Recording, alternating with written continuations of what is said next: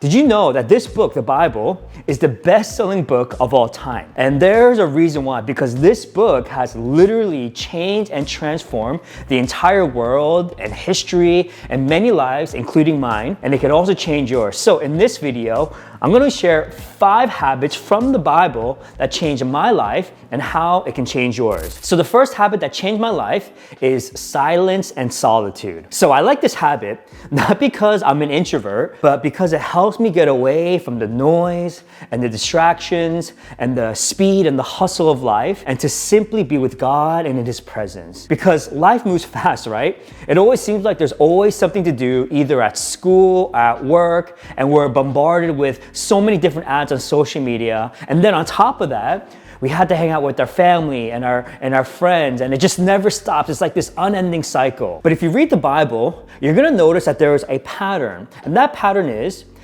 every character seems to have a moment where they withdraw into silence and solitude, either to a quiet place or to the wilderness. And it's in those moments when they are recharged and refreshed or given clarity about what to do next. And it's in those moments that they have this deep intimacy with the Lord. And when I started to practice the habit of silence and solitude, it taught me to slow down and to be more present with God and with others. And so I didn't feel rushed, and I didn't feel like I had to move on to the next big thing. But what it did is that it made me to be still and to be quiet. And so silence and solitude, it's not about being alone because you're shy or you're introverted.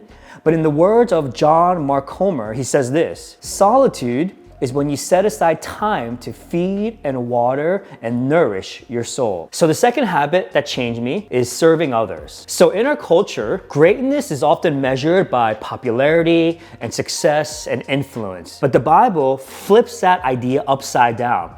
And so according to God's kingdom, greatness is about humility and putting others first. And the Bible teaches that real greatness comes from serving others and not being served.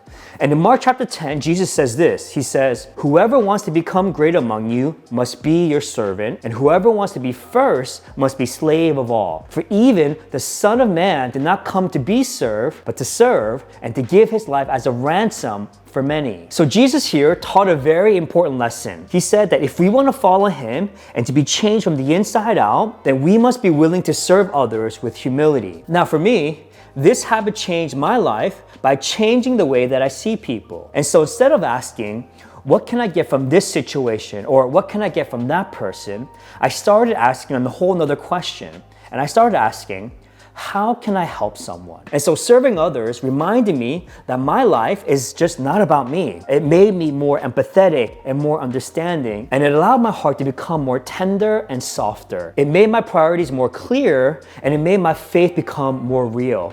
And so serving others helped me to go from a consumer to a contributor. The third habit that changed my life is taking the Sabbath. Okay, let me tell you a secret. Life gets a lot busier as you get older. It never really slows down. And not only that, we live in a world that celebrates busyness and speed. You know, someone said it this way. He said, if the devil can't make you sin, he'll make you really busy. Now here's the thing. From the very beginning of creation, God established this rhythm of work and rest. And so He created the world in 6 days, and then on the 7th day, He rested. And the reason why He did this was not because He was tired or fatigued, but He did it to show us the importance of rest in our lives. And so the Sabbath is about resting in God and trusting that He is our provider and that He is our strength. And here's how the Sabbath changed me. It reminded me that my value doesn't come from how productive I am. I don't have to constantly prove myself through my work or through my achievement.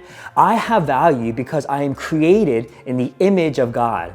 And because of that, I'm also called to value and respect others, since they are also created in the image of God. And so Sabbath is an act of trust. It's a way of saying, God, I trust you that you are in control even when I stop working. The fourth habit that changed my life is confession. So our tendency as humans, whenever we make mistakes, is to ignore it and to pretend that it didn't happen, right? But the Bible teaches the very opposite. And it teaches us that spiritual growth and change from the inside out happens when we are willing to acknowledge what we've done wrong and bring it before God. And so confession simply means to be honest before God. And this habit has been life-changing for me because it keeps me humble and it keeps me away from pride. It reminds me that I'm not perfect and that I constantly need God's grace in my life. And it helps me to recognize the areas in my life where I still need to grow and where God is shaping my heart and my character. And it keeps me teachable and it keeps me open to correction. So I encourage you,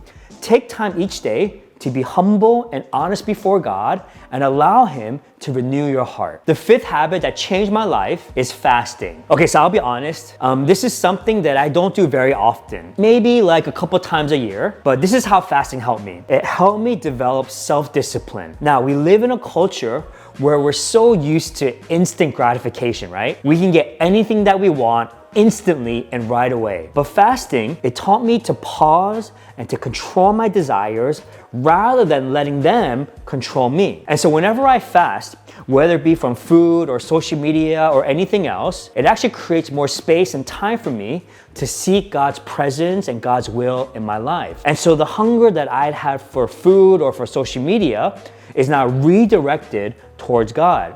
And so I encourage you, find something to fast from. What is something other than God that distracts you from Him? And dedicate that time that you spend on eating or on social media and use it to seek God.